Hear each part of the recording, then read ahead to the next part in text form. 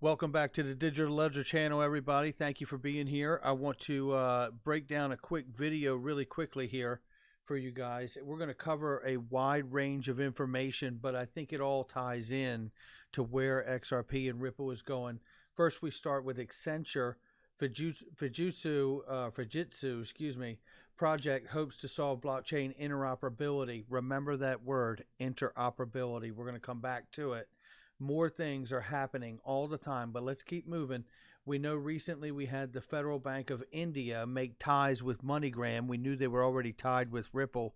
This gets more exciting for remittances and digitization of their banking system. Let's keep this going. This is more news on top of the population of India. It is the largest remittance company in the United States of America. Bit of a big deal. So we're going to want to keep an eye on that as well. Okay, let's keep this moving. Here's a really good one too. Let's open this up and take a look at this. This is Ripple product director announces XRP-based e-commerce platform.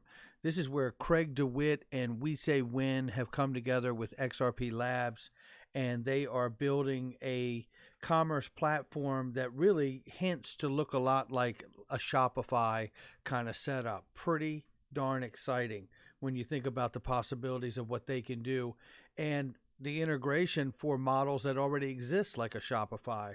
Okay, so let's keep this moving. The other thing I wanted to touch on here too is Citigroup CEO urges the Fed to adopt a digital dollar. Here's more pressure from a traditional banking system or banking company institution really putting pressure to get digitized. I think they already know that this is there.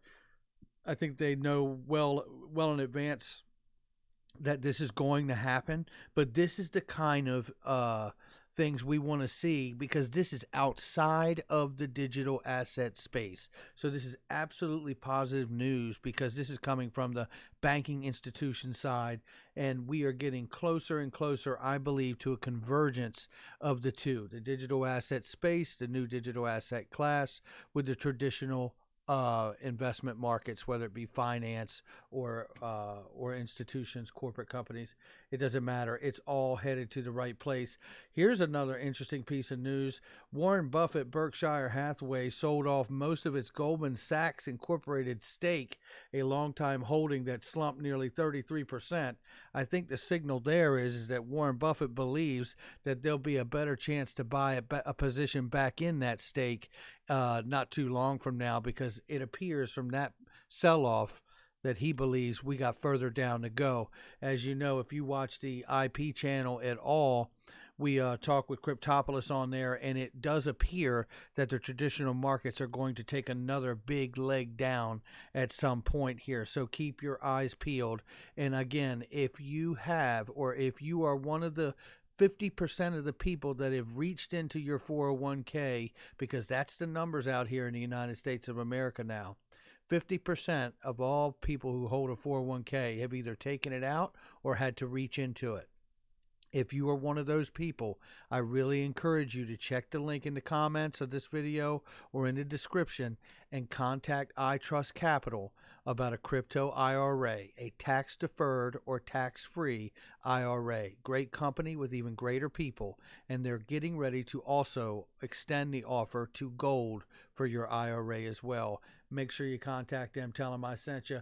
Now, the other thing I wanted to talk about is really big because this really points to the whole notion of moving into what they call a multi-fund, a distributed ledger technology multi-fund, which sounds an awful lot like a mutual fund or a hedge fund. And this is pretty remarkable because ultimately this is where big money starts to come in to the notion of things like this.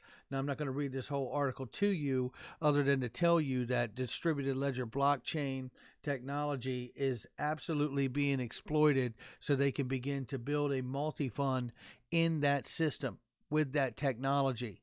And that is very, very exciting. Now, there's one more place I want to go here. And let me get this open because this came from SpringX, right? Listen to this.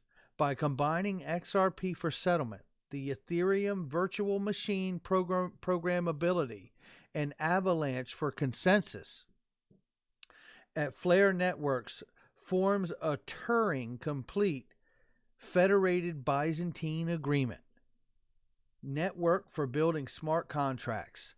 Now, we know that Ripple's algorithm is a federated Byzantine algorithm, but federated is a very important word that you're going to want to get to know really, really well, because at the end of the day, that's exactly what we want to hear.